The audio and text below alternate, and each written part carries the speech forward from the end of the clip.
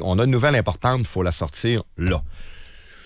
Je sais, là, justement, on le fait là. Il y a des élections partielles à Chicoutimi. J'ai bien hâte de voir le PQ qui est en avance. On a hâte de voir. Moi, j'ai hâte de voir le score de la CAQ. J'ai hâte de voir. Le score d'Éric Duhaime aussi, les conservateurs qui sont en montée. Ils devraient terminer deuxième. Ça c'est les pronostics, les sondages. Allez voter, les gens de Chicoutimi. C'est ça l'important. Je ne vais pas trop m'étendre là-dessus aujourd'hui. Mais il y a une course à la chefferie de la CAQ.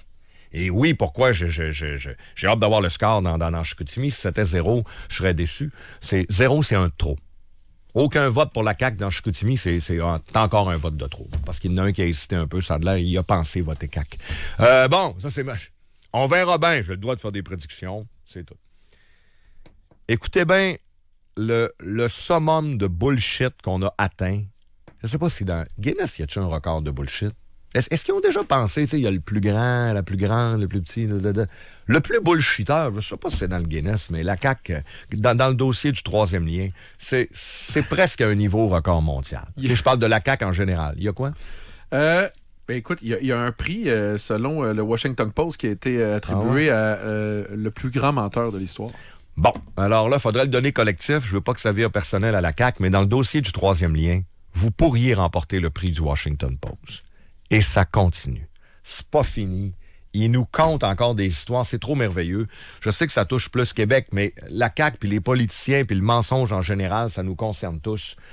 Dans la candidate de Montréal, c'est moi qui a surnommé ici, je suis pas seul, Christine Fréchette, qui est venue nous faire des promesses à Québec. Bon, elle, visiblement, elle compte le troisième lien. Là. Oh, on va en avoir un peut-être, avec du privé. Ah, mais ça, je m'attarde même pas à ça. C'est tellement vague. Il reste qu'elle est arrivée. Elle nous a quand même proposé de quoi, la candidate de Montréal, aux gens de Québec? Elle nous a proposé 2 choses pour les ponts et on est allé chercher les réponses officielles du ministère des Transports. C'est pas n'importe qui, là. Sur les 2 promesses de Mme Fréchette, je les résume. Vous allez comprendre, c'est assez simple. On n'est pas ingénieur personne.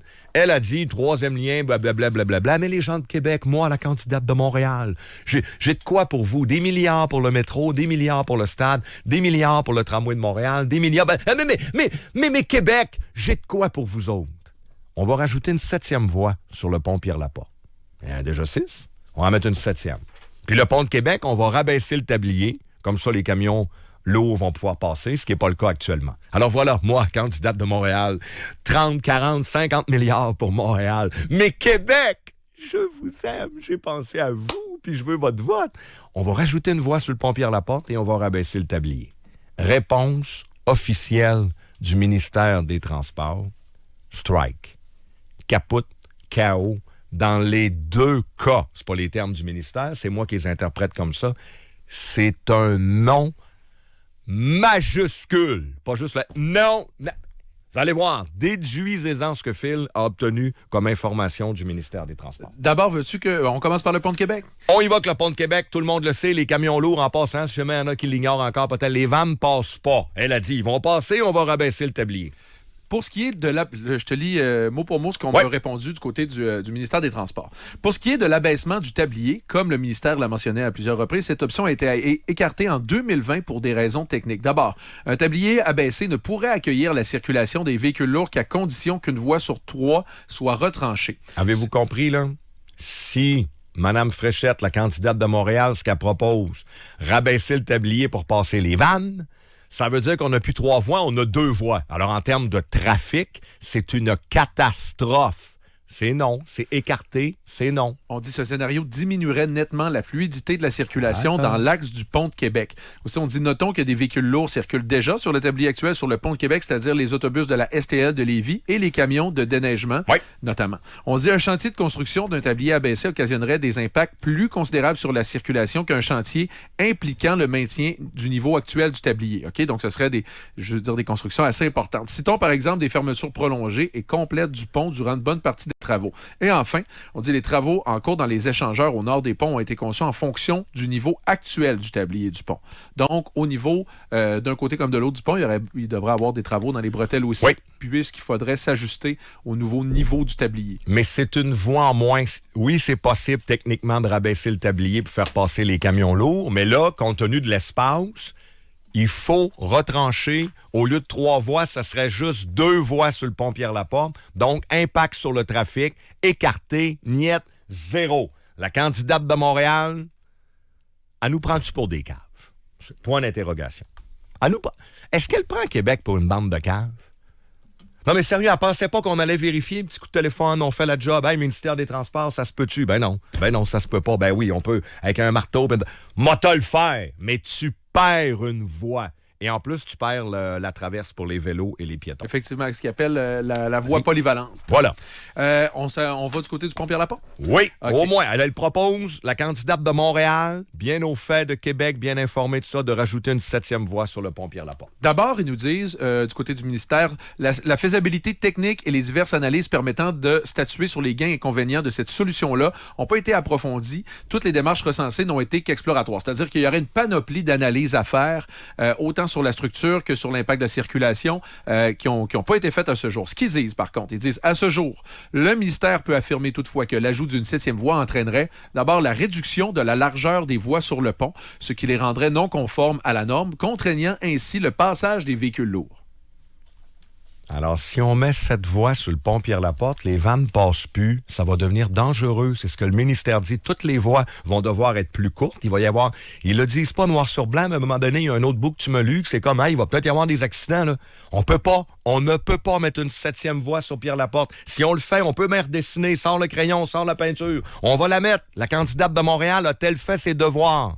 La candidate de Montréal nous prend-tu pour des caves? C'est ça que je vais lui demander. Si elle veut s'asseoir ici en avant de moi, je vais lui demander, peut-être plus. Non, ça va être exactement la phrase. C'est une question. Est-ce que vous nous prenez pour des caves? Alors, on nous dit 7e voie, si on fait ça, les camions passent plus. Et ça, c'est un des points. Là. Je veux dire, il y en a plusieurs autres. On dit la réduction de la vitesse et donc la capacité véhiculaire sur toute la longueur du pont en raison de la largeur restreinte des voies. Donc, on va aller moins vite sur le pont. La démolition de la bande médiane centrale, donc ce qui implique une reconstruction partielle du tablier en dessous de la bande ou encore une reconstruction complète. Il y a une analyse qui serait requise pour voir ça. Dans tous les cas, il y aurait des travaux sur le tablier. Un réaménagement des infrastructures au nord et au sud du pont, parce qu'il faut, en fait, là, ce qu'on nous dit, c'est qu'il y a une nécessité d'installer et de gérer quotidiennement une glissière mobile avec 2 zones d'entreposage d'un côté comme de l'autre du pont pour mettre la machinerie, l'équipement spécialisé pour ça, et un risque accru des collisions latérales dû à la largeur restreinte des voies, surtout en période hors pointe où la vitesse pourrait être plus élevée, étant donné le trafic réduit. Donc, ce qui nous dit... Alors, ça va tellement être des voies restreintes, courtes, qu'il risque d'y avoir des accidents en plus. Donc, plusieurs préoccupations en matière de sécurité routière, fluidité de la circulation, capacité structurelle, du pont Pierre-Laporte, configuration du pont et de ses approches et la réalisation des travaux en cours et à venir, tant sur le pont Pierre-Laporte que sur les infrastructures sur les 2 rives du fleuve. Merci Phil, bravo. On va obtenu ces informations-là officielles du ministère des Transports. Il y a une nouvelle affaire avec ça. Les 2 scénarios évoqués par la candidate de Montréal, Fréchette, pour apaiser les gens de Québec dans le dossier du 3e lien, offrir des solutions, sont complètement, je ne peux pas dire ridicule, ça c'est mon opinion, rejetés par le ministère des Transports. Il y en a une qui n'a pas été étudiée, mais ça serait quasiment dangereux puis les camions passent plus. Oubliez la 7e voie sur le pont Pierre-Laporte, c'est 0, c'est n'importe quoi. Et le pont de Québec, je ne veux pas répéter, mais c'est clair et net, on perd une voie. Dans les 2 cas, les impacts sont négatifs sur le trafic et la fluidité. Est-ce que M. Drainville pourrait réagir à ça aussi? Une course à la chefferie? Ce serait intéressant. Je vais demander et à Mme Fréchette et à M. Drainville de réagir aux informations du 93 là-dessus. On peut même organiser un débat entre les deux. Ils pourront toujours répliquer. Dérange pas pantoute, moi. Je suis prêt au dialogue. Mais ma question est bonne. Jusqu'à quel point le monde de Montréal nous prend pour des caves? Je peux pas croire que dans l'équipe de Mme Fréchette, le gars là, de Portneuf qui l'a appuyé, ou l'autre, Martine Biron de Lévis, là, tous ceux qui pensent à leur limousine, là, puis qui appuient Mme Fréchette parce qu'elle est en avance, c'est elle qui va gagner, c'est Montréal qui mène en CAQ. That's it, that's all, OK? Martine Biron, elle l'a-tu appelé? Hey, Mme Fréchette, Christine, moi, je vais t'appuyer, je suis de Lévis, je suis la députée de Lévis. Moi, je suis Martine Biron, là. Ouais. Moi, je suis Lévis. C'est parce que je le sais qu'il y a une 7e voie sur le pont Pierre-Laporte, Christine, ça passe pas. Puis tu peux pas, ton histoire de tablier de pont de Québec, ça marche pas. Hey, faut pas qu'on fasse rire de nous autres. On prend pas le monde pour des caves. Il y a quelqu'un à Québec qui va se lever, qui va sortir l'info. Christine, fais pas ça. Non. On le fait pareil. On va dire aux gens de Québec, ouais, belle bande de caves. Voyons. C'est insultant comme proposition. Et j'ai hâte d'avoir les réactions des autres candidats. On va texter, comme si on va demander à l'équipe de Bernard Drainville ou de Christine Fréchette des réactions. Je veux avoir la vôtre. Vous vous sentez comment, là?